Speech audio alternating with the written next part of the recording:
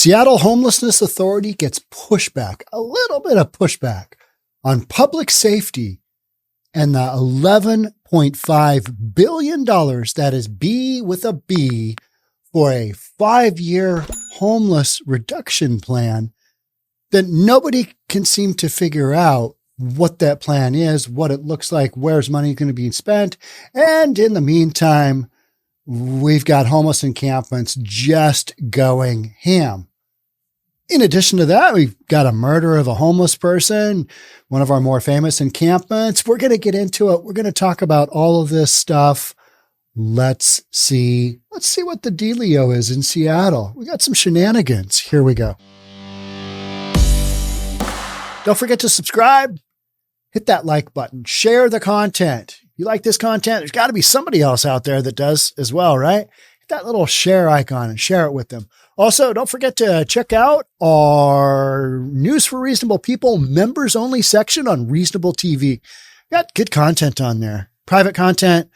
Nobody else can see it except you and the other subscribers and me. Thanks in advance for checking it out. The governing committee of the King County Regional Homeless Authority met Thursday to discuss its work handling the homeless crisis in Seattle and the county. The King County Regional Housing Authority is in the process of revising its 5-year plan, which includes bringing together 39 cities and King County into one system to deal with homelessness, and has a proposed price tag of nearly $12 billion. Where in the world do we possibly think this is going to come from? Seriously, where is this going to come from? What? 12 billion? What budget world are we working on? This is the most ridiculous thing I have seen in a long, long time. A couple $100 million? Yeah. And here's an example. Here's an example of a couple $100 million. I'm not saying Oregon's perfect. The Oregon House passes $200 million for housing and homelessness, calls it a start for the whole state. We're talking about a regional approach that's going to cost $11.5 billion with a B. We're talking million here, 200 large million, but with an M for the state. Yeah. And in the meantime, literally what's going on? We've got an encampment underneath Ship Canal Bridge in Seattle. We got an encampment, and that's on Washington State Department of Transportation land.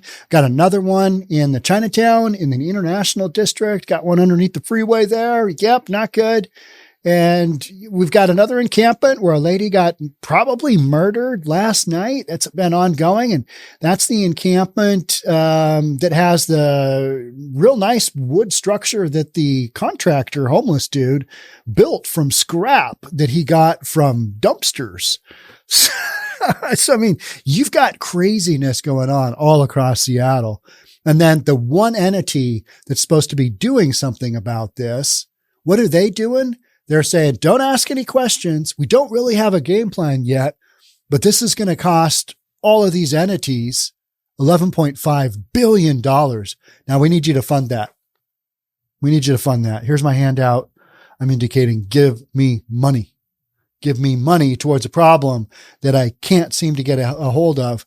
And you know why? Because they're approaching it from housing instead of approaching it from an addiction standpoint. All these folks living in tents, vast majority of them, huge addiction issues. That's why they're willing to live in tents the way that they are, in just absolute squalor. And when somebody gets capped, nobody really worries about it because they're a homeless person. They're already out in the streets. It's not a big deal. I mean, this is literally the amount of crime that goes on in there. I mean, they just pulled out, when they were cleaning up the Ship Canal Bridge encampment, they pulled out a cash machine. A stolen cash machine. A cash machine in a homeless encampment. I mean, just some of the insanity that goes on.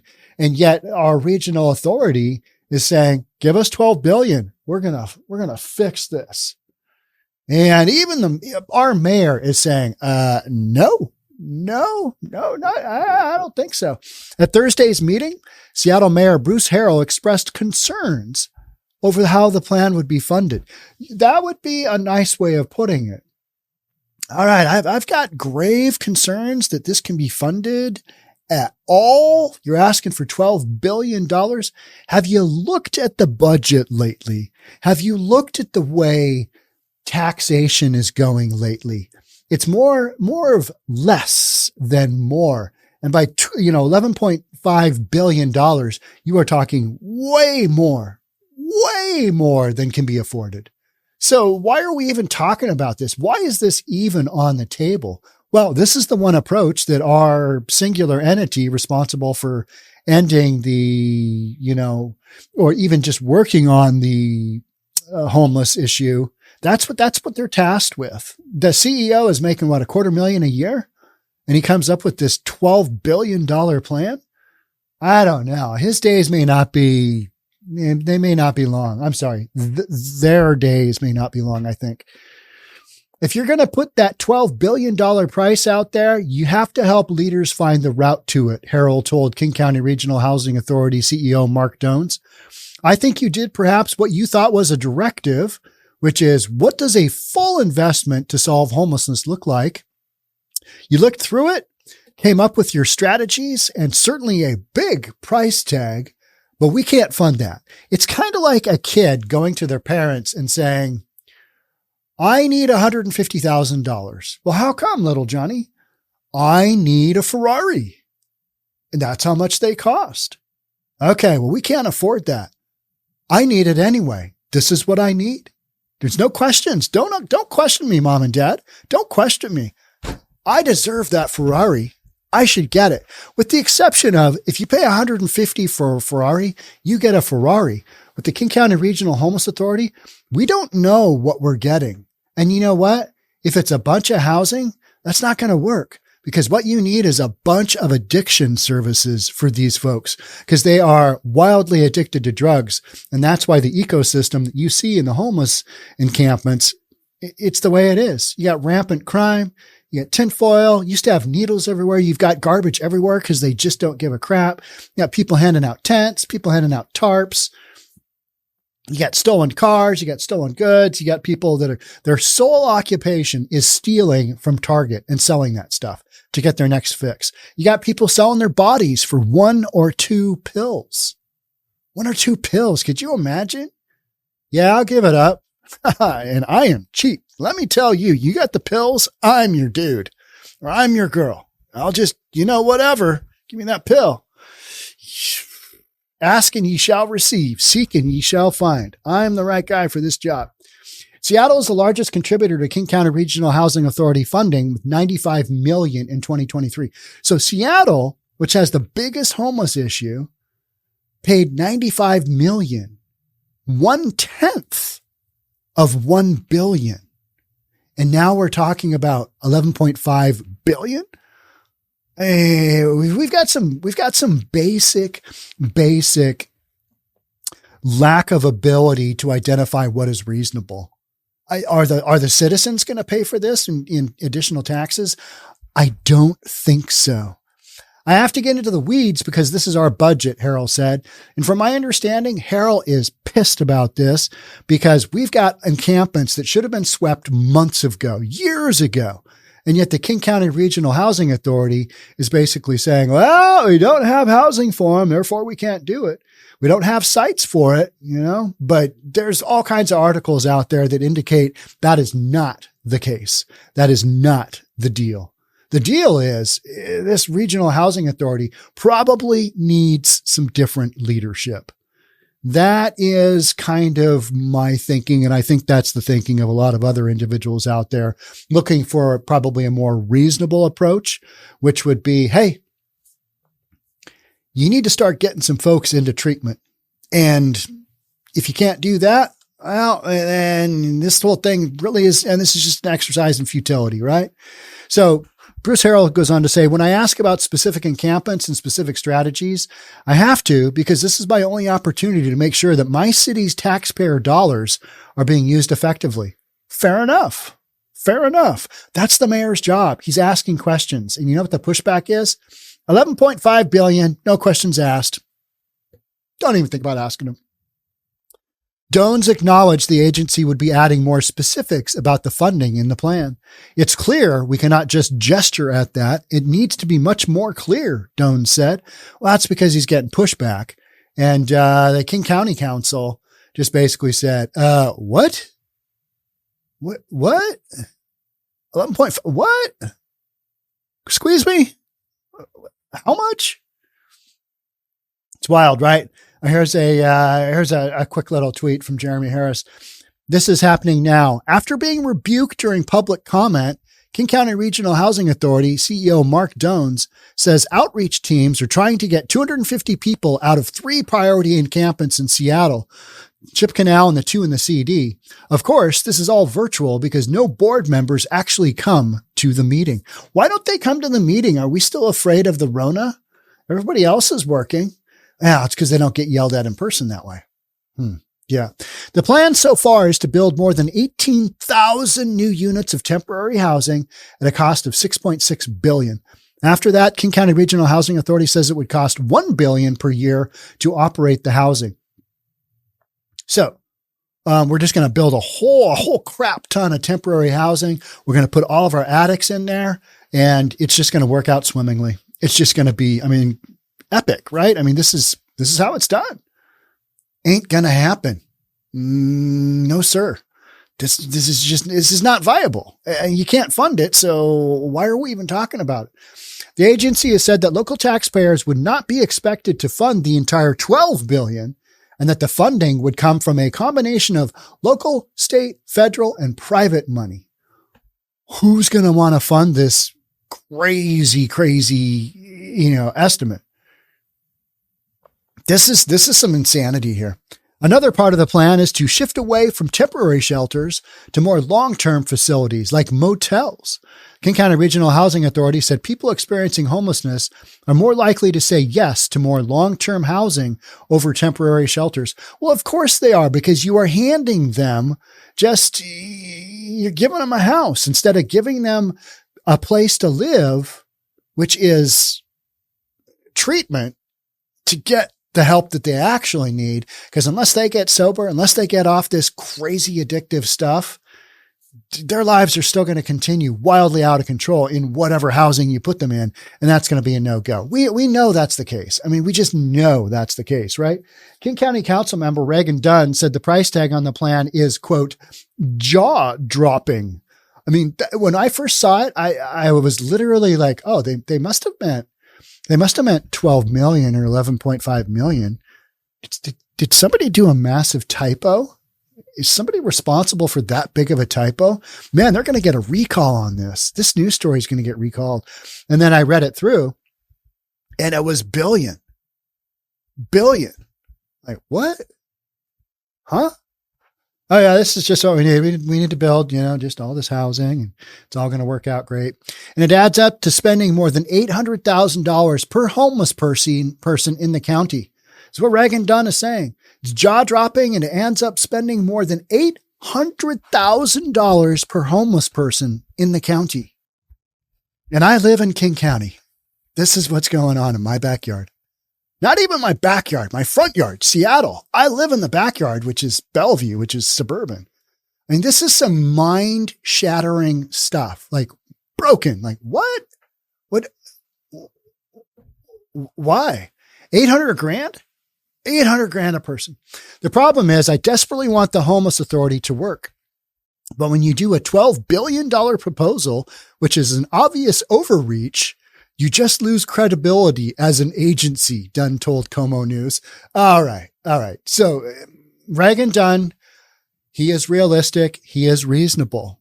I like Reagan Dunn. He's King County Council. He's probably one of the few that I do like because he is reasonable. And he is stating the total obvious, which is 12 billion is an obvious overreach and you lose credibility as an agency. He is stating the extremely simple, hey, you've shot the moon so hard that we're not going to let you take your training wheels off. You need some help.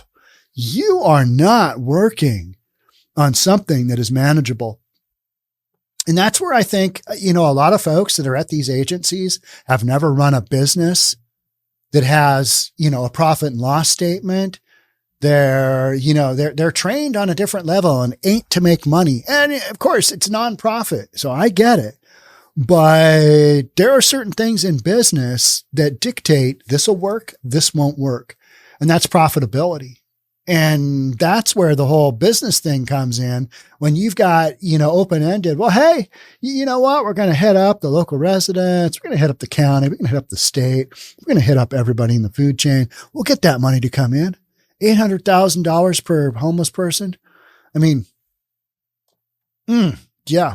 The plan is currently being revised and is expected to be discussed by the King County Regional Homeless Authority Implementation and Governing Board in March and April before it is approved. This will not be approved. There is no way, hell, shape, and or form that this will be approved. It's not happening. You can't fund it. I mean, it's just absolutely absurd. During public comment on Thursday's meeting, parents of the John Stanford International Elementary School in Seattle rebuked the board for inaction at the Ship Canal Bridge homeless encampment, which Como News has covered extensively. That's where it's a total shit show there. And it's been there for has it been there for a year? It's been there forever. And because it's so close to the school, the parents are like, hey, we need you to sweep this out. But the King County Regional Homeless Authority is not doing that. They are saying, and some people believe they are straight up lying. And I would tend to go down that road because you can sweep encampments all day long. You don't have to have housing lined up. You don't have to have permanent housing lined up. I want it cleared by tomorrow, this week. If not, why? The answers we're getting are not acceptable. We're all advocates for compassion, but not at the expense of our children, said Ashley Capel. There have been multiple shootings and fires at the Ship Canal encampment and open-air drug use within 300 feet of the Stanford School.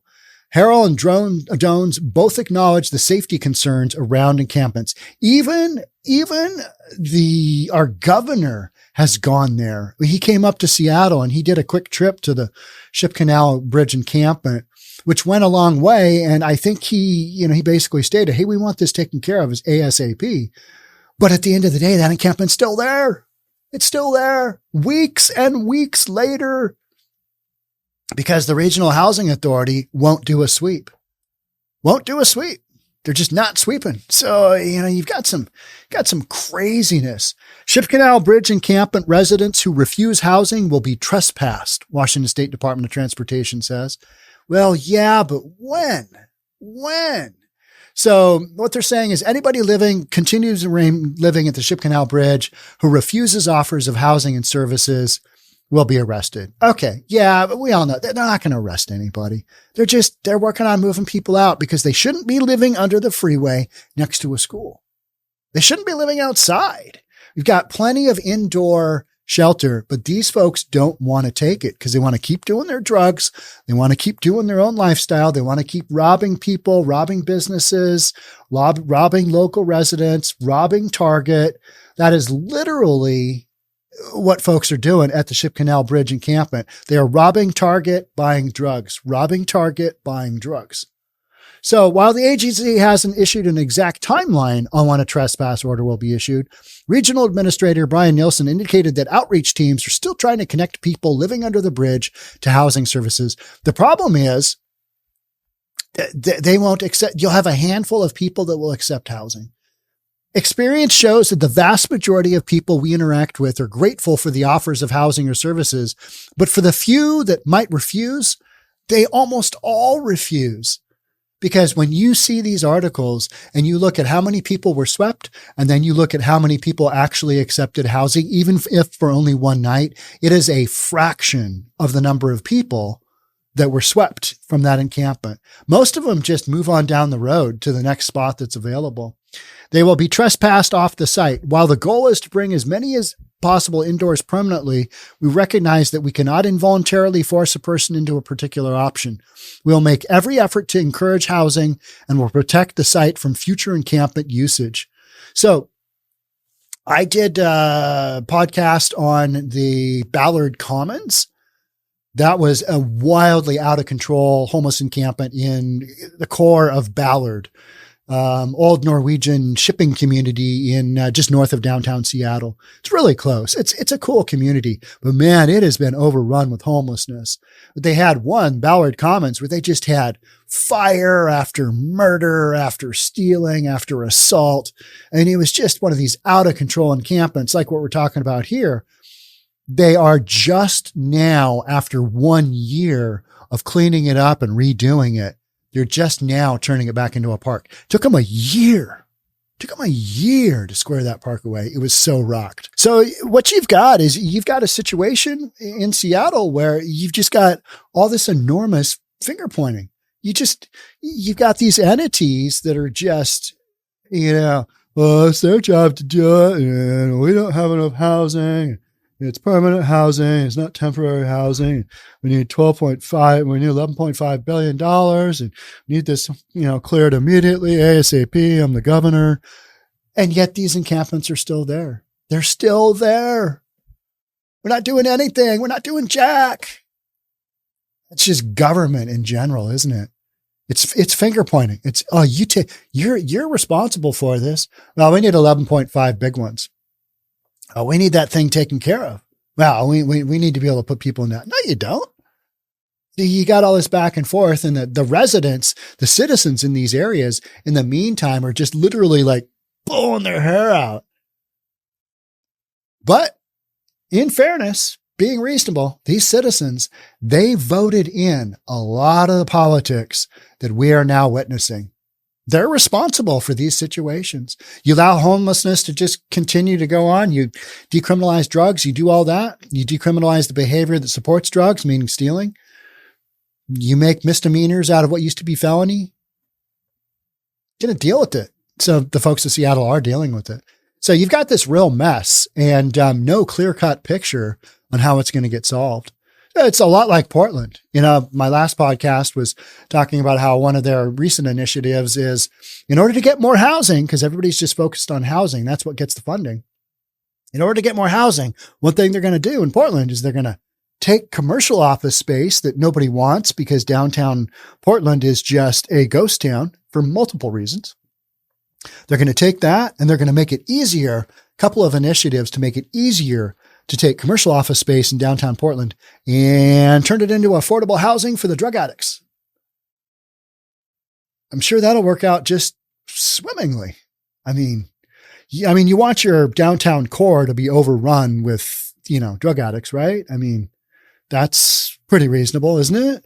I mean, that's what businesses want to associate with. That's who businesses want to move into next door. All right. You've got what used to be a 6-level commercial building, and now it's filled with 500 formerly homeless people that are still all addicted to drugs. I'd like to move my business in next door. I'm sure it'll work out fine. I mean, nothing will go wrong in the parking garage. Nothing will go wrong in the sidewalks. A lot of garbage around, though. That's weird. I'm sure it'll work out. It'll be fine. Yeah, let me sign that lease. I'd love to move my high-tech company in here. Got some wild stuff going on. Wild stuff. Where's it going? A lot of it to me is going nowhere because they're bad ideas. They're terrible ideas. They're not getting at the core, which is you got to deal with people living outside in tents, doing drugs and doing the lifestyle that goes along with that. But nobody wants to do that because in these cities like Portland and Seattle and San Francisco and LA, they believe in harm reduction. They believe in housing first, harm reduction being, hey, give them a clean needle because if you give them a dirty one, they might get infected and that would be harmful. Housing first is you get them into housing and yeah, they might be, hopped up on fentanyl, but get them into housing, it's all going to be okay. I mean, they're going to work themselves out. It used to be that the thought was that, if you do provide some stability, they can work things out. These folks don't want to work it out. These people are on such addictive drugs. They don't want to work it out. They have no intention on working it out. And that is what we see time and time and time and time again with these sweeps that happen. So, why even kid ourselves? Now they're all going to accept housing. No, they're not. Even if you give them a hotel, most of them aren't going to, they might accept it for a week, but most of them long-term, they need to be out there running and gunning and doing their thing. All right. That's it for me on this one. That's enough of me babbling. Thanks so much for being here. I'll catch up with you in the next one. Bye for now.